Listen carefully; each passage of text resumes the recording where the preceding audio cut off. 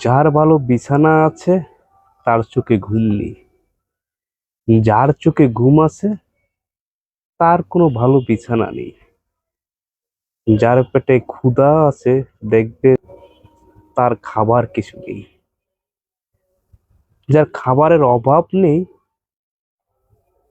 সে কিন্তু খেতেই পারে না। যার ভালোবাসা প্রয়োজন সে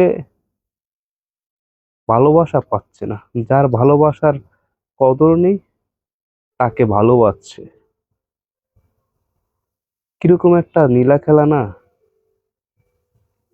দেখেন, যার দান করার ইচ্ছে তার কাছে সম্পদ নেই, তার দিল বড়। আর যার দিল, যার টাকা পয়সা আছে তার দান করার ইচ্ছা নেই, তার দিল ছোট। তো এটা দিয়ে কি বুঝলেন?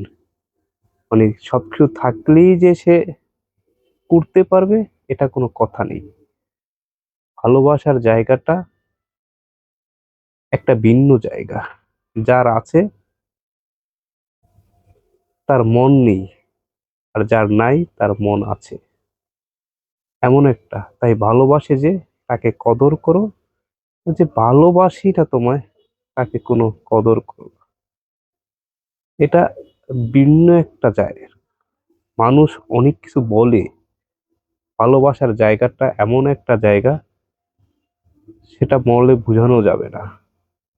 এই যে বললাম, যার চোখে ঘুম আছে সে যেখানেই মন চায় ঘুমিয়ে পড়তে পারে।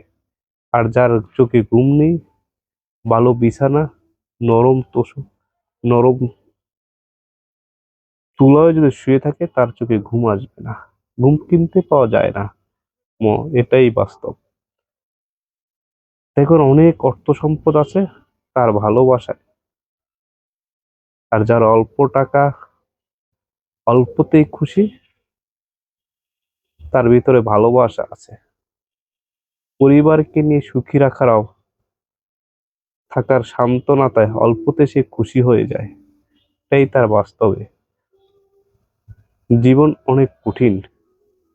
যারা পরিশ্রম করে বেশি, মাথার ঘাম পায়ে ফেলে, তার মূল্য কম।